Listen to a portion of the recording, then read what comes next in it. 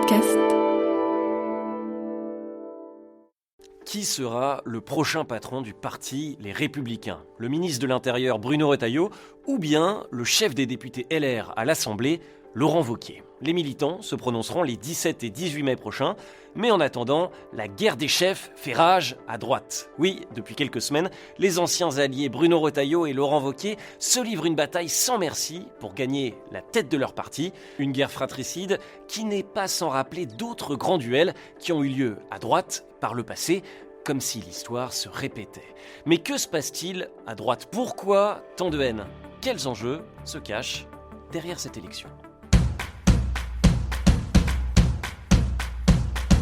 La guerre des chefs à droite, c'est une sorte de tradition installée dans la vie politique française depuis bien longtemps.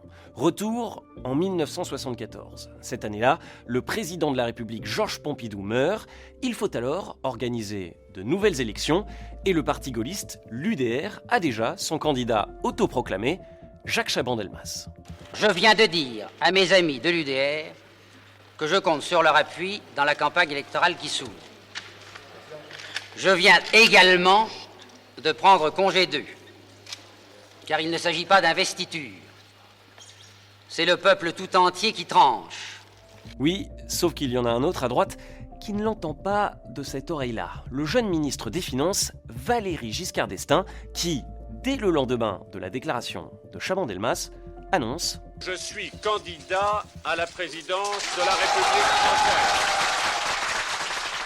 Une candidature qui mettra dans une colère noire Jacques Chaban-Delmas et qui va lancer la tradition des guerres des chefs à droite. 7 ans plus tard, en 1981, la guerre est de retour. Cette fois, les rôles s'inversent. Ce n'est plus Giscard le jeune loup qui fait sécession, mais son ancien Premier ministre, un certain Jacques Chirac.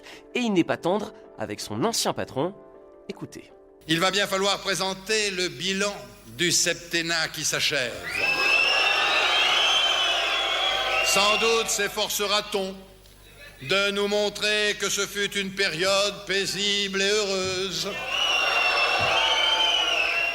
Mais globalement, un pouvoir sous lequel en 5 ans le chômage a doublé ne peut plus obtenir l'adhésion confiante et spontanée des Français.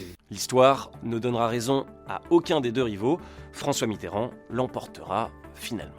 On fait un saut dans le temps. On est maintenant pendant la campagne présidentielle de 1995.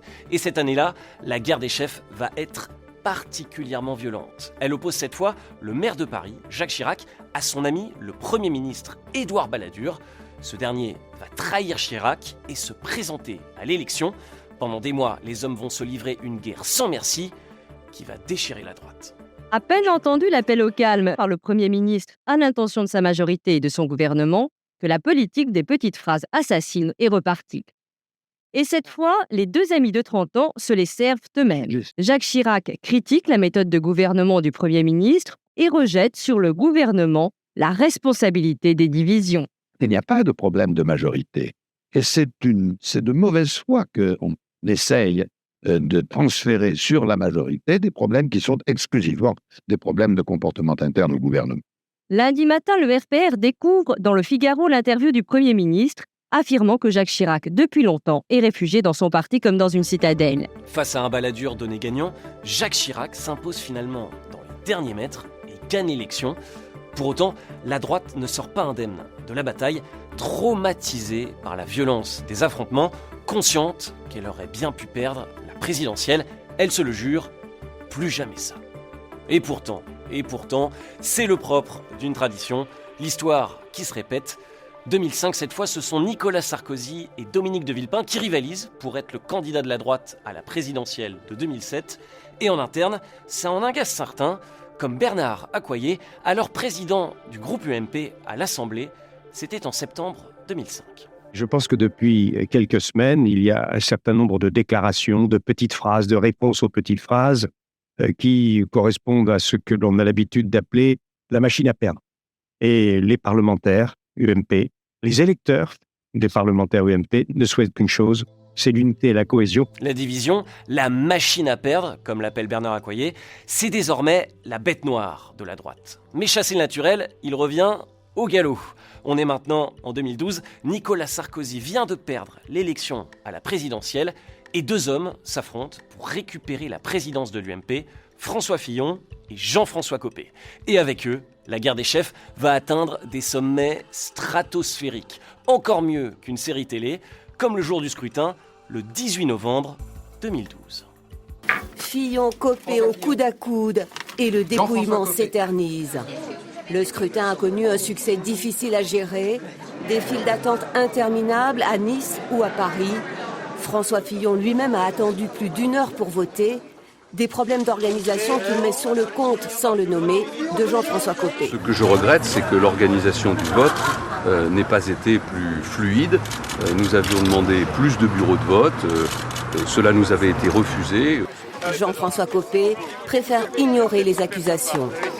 Bon, mais il attaque tout le temps, c'est pas le problème. Je crois qu'aujourd'hui, vraiment, c'est pas le sujet. On attend sereinement les résultats. Merci beaucoup.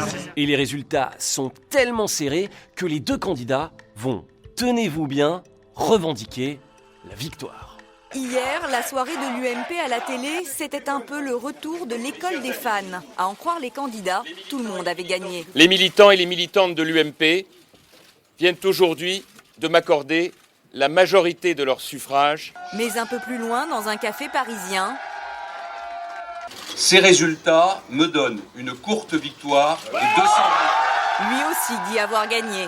Je ne laisserai pas voler la victoire aux militants. Après 24 heures de crise, après un recomptage des bulletins alors que les deux candidats s'accusent réciproquement de fraude, Jean-François Copé l'emporte finalement à seulement 98 voix d'avance.